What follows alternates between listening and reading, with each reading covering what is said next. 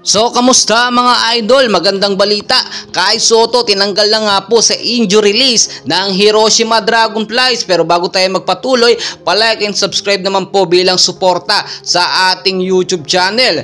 Well guys, napakagandang balita na ito para sa ating pabato na si Kai Sotto. At alam alam ninyo na sobrang kating-kati na si Kai Sotto kasi puro training lang po siya ngayon, no?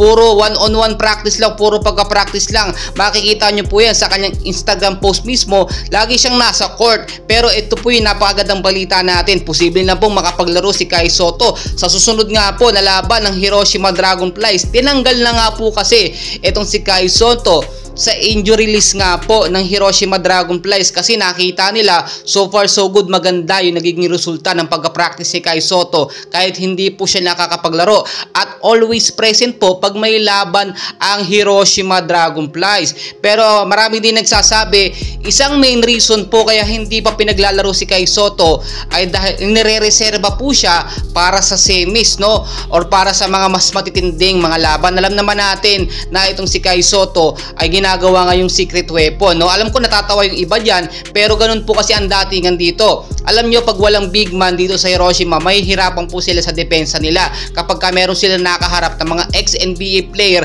at yung matatangkad na player, at si Kai Sotto lamang po makakagawa ng matinding depensa para pigilan po yung malalakas na player dito nga po sa bilig, no? Kaya naman po ayon din sa ating pinagkakatiwalaang source mismo sa Hiroshima Dragonflies ay tapos na yung kanyang injury list sa suspension ni Kai Sotto at posible na siyang makapaglaro. Meron kasi tayong mga updates na nakaraan na posible nga daw by the end of November or first week of December pa makapaglaro si Kai Sotto. Pero kung titignan ninyo, baka hindi na nga abutin ito ng first week of December or last week of November at posible na makapaglaro si Kai Sotto. At ito pa po ating isang napakagandang balita.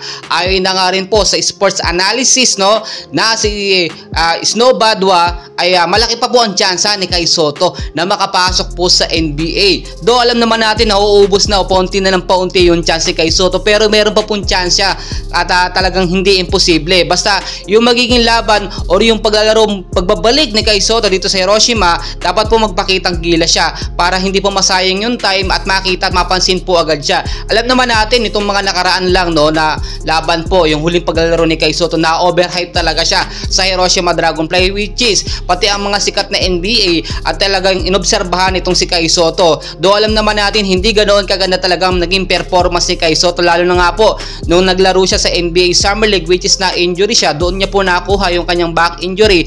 Until now ay iniinda niya po ito ay sa pagbabalik ni Kai Sotto mas matindi at mas malakas na Kai Sotto ang maglalaro. Sa mga hindi pa po nakakapansin, yung pangatawan po ni Kai Sotto ngayon medyo lumapad na po siya ng konti. Iba na po kasi ngayon, alam niyo nasa edad na kasi si Kai Sotto, nasa 21 na po siya, no? Kung hindi po ako nagkakamali, hindi na po siya bata or teenager, kaya mabilis po nag-i-improve or mas lumalaki yung kanyang pangangatawan. Ito po yung sinasabi natin na Kai Sotto na kayang makipagbalyahan sa malalaki or matatangkad na mga player. Hindi na po ngayon si Kai Sotto pag binalya may iwan na mabibitawan ng bola. So suportahan natin si Kai Sotto hanggang sa pagbabalik niya. In po siya, marami tayong gugulatin or maraming gugulatin si Kai Sotto na mga basher, lalo na sa mga hindi nagtitiwala sa kanya. And please, huwag niyo pong kakalimutan mag-like and subscribe for more updates. Maraming salamat po.